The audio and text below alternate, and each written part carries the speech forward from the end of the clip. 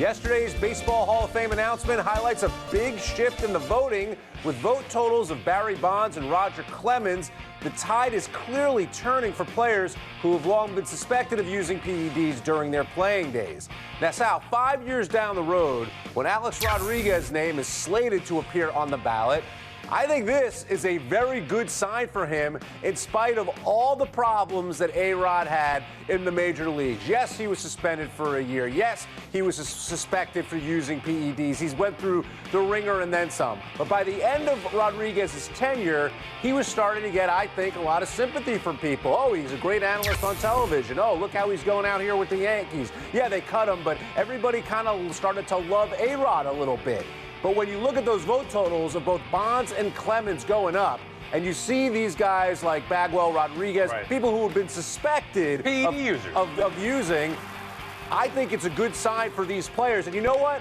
I'm okay with it because I think a lot of players were using during that time. And I think if you level up that playing field, there are some players who were truly exceptional ball players who should be in the Hall of Fame. I think Barry Bonds is one of them, because if he never touched a PED, I still think he's one of the best outfielders to ever play the game. Yeah, the problem, and there's a lot of levels to this. The problem is then that hurts the guys who were perceived, or at least we think, were clean, let's say Fred McGriff. If Jeff Bagwell's in the Hall of Fame, Fred McGriff's got to be in the Hall of Fame. So I don't mind putting a PED user in if that's going to be your thing, but then you better put the guys who you think were clean that have comparable numbers. As far as Alex Rodriguez goes, he will get in eventually. Now, maybe 4 or 5 years ago, it looked like there's no chance he would get in. Same with Bonds and Clemens. But based on what we've seen and their totals rising here, A-Rod will get in, but he's not getting in on the first ballot. No, and he shouldn't. Yeah, no, and he shouldn't. And he's going. I got to be honest with you, I'm shocked. I'm shocked that they voted Pudge Rodriguez in. I mean, are you kidding me? First ballot for Pudge, but yet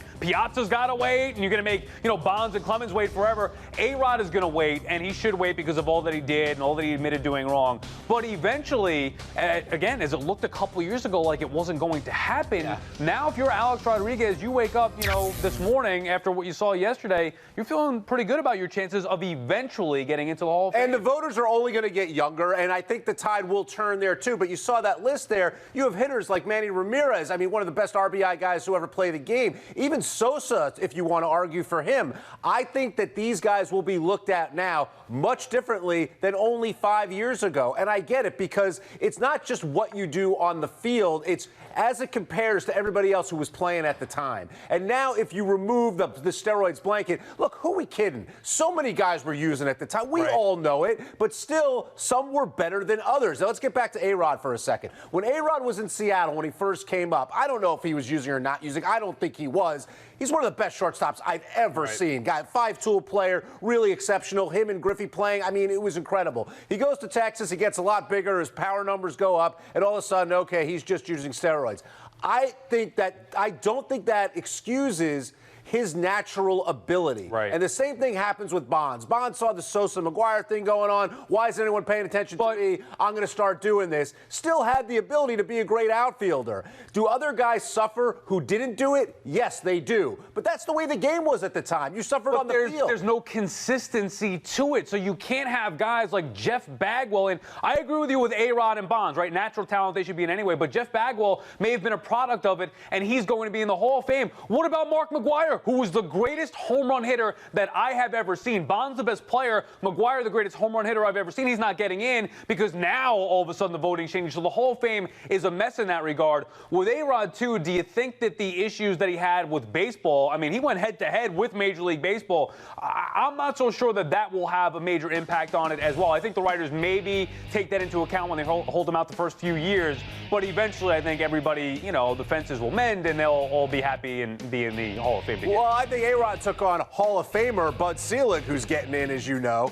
and that'll count against him. It will. And I think these guys should be penalized a little bit. I don't think they should be banned. I think Rose betting on baseball, that keeps him out. I get that. But for these guys who were doing what everybody else was doing at the time, I don't have as much of an issue with it.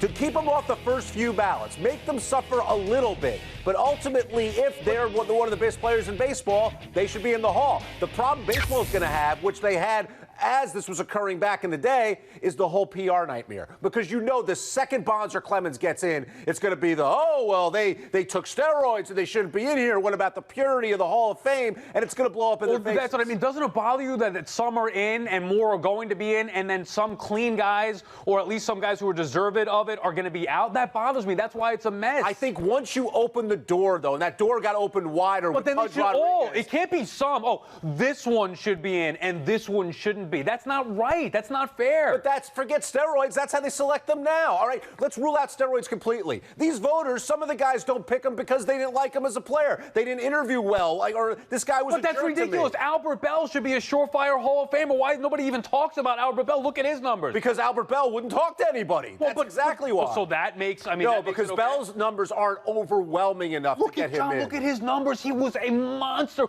Albert Bell, I'd take him over Jeff Bagwell any day of the week. I'd take him over Craig Biggio any day of the week. And he's better than Pudge Rodriguez. I don't care what defensive stats you throw out there. Albert Bell changed the game for about 10 years in the American League. Now, I know he was a jerk, and I know he was probably on PEDs, the whole, corked muscle. But Albert Bell, if Bagwell's going to be in the Hall of Fame, you got to put Albert Bell in. And McGuire, too, that's another one. For whatever reason, being a nice guy with the press affects how people vote. It just does. And I think Clemens is going to suffer from that, not just because of the steroids, but because a lot of people didn't like Roger Clemens off the field. He will have to deal with that. Barry Bonds, same thing. He was a jerk to a lot of people, reportedly. But his talent is so overwhelming, much better than Albert Bell, Barry Bonds I'm talking about, over a longer period of time.